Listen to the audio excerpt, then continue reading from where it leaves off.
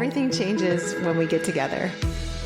That's the voice of Courtney McDermott. Hi there, my name is Matthew Blades, and welcome to a special 9-episode series of bite-sized content called a microdose for the things that keep you up at night. Here's the way I look at life. Each one of us is just a sequence of words away from having everything make sense, or at least gaining more clarity. So if you're ready to make a micro investment in you and walk through topics like blowing up what you built, tuning out the noise, becoming that transitional character, improving your health, your relationships, advancing in your career, then you found the right place. Welcome to a very special Learn from People Who Lived It. This is episode 6, Improving Your Relationships. So last one was all about improving your health. Now we're talking about improving your relationships. Neither one of us is a licensed counselor. You should take our advice with a grain of salt. But I think that we've had enough lived experience, and as the podcast is called, Learn from People Who Lived It, that you can trust that for some people, there'll be something we say here in this episode that will help you improve your relationship. So here's step 1. Do you want to improve the relationship? Oh, God, as he points to me. I think the relationship that you need to start in and with is your relationship with yourself.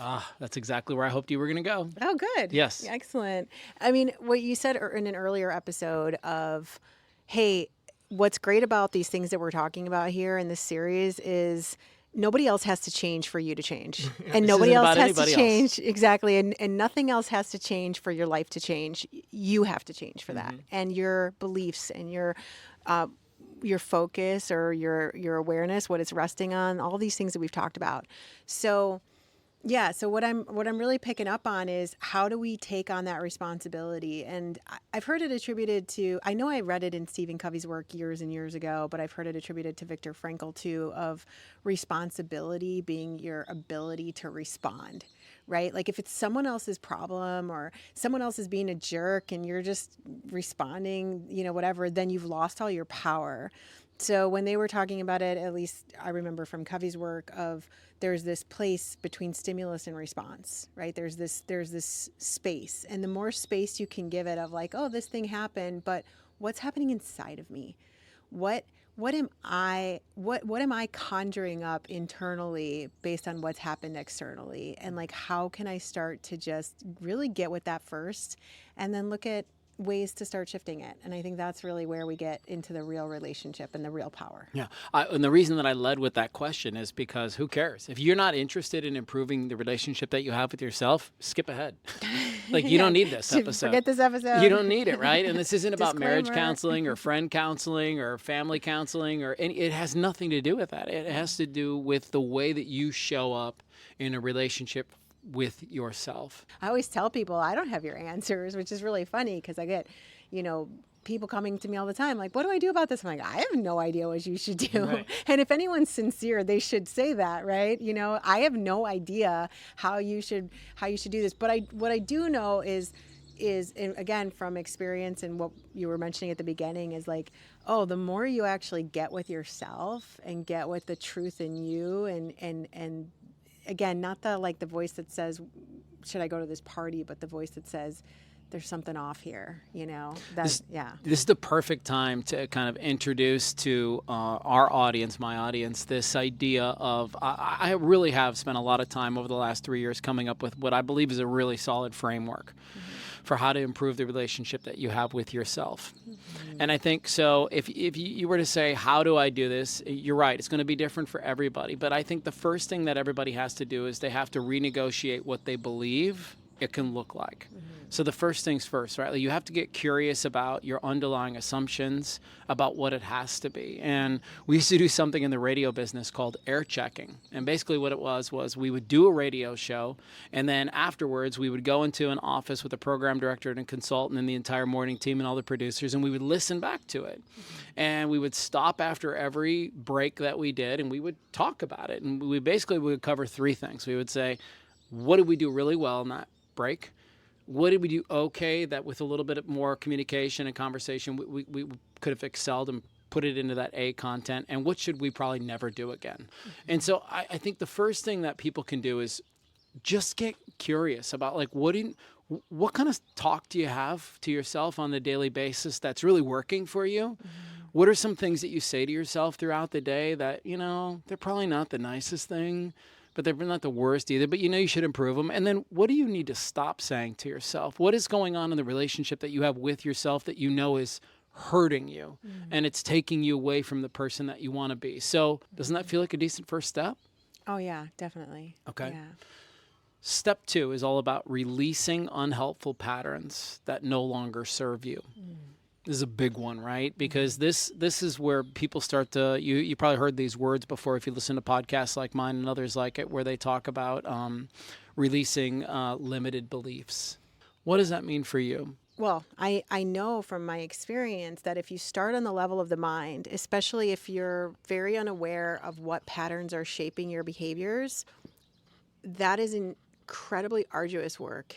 And it's very, very hard to change from that. And that's why a lot of people fail with affirmations and things like that, because on a deep unconscious level, the repetition of the questions they've been asking themselves, the limiting beliefs that they've been sort of positing unconsciously, like it's so deep that they don't even realize. But you can see from the results in someone's life usually, and from the physical, from the form, you can see a lot of that in action. So what I tell people lots of times is like, don't go at it that way. Not to start. Don't go at it as like, oh my God, I have to figure out all the things that I'm saying to myself that aren't working, and then I have to reframe it. No.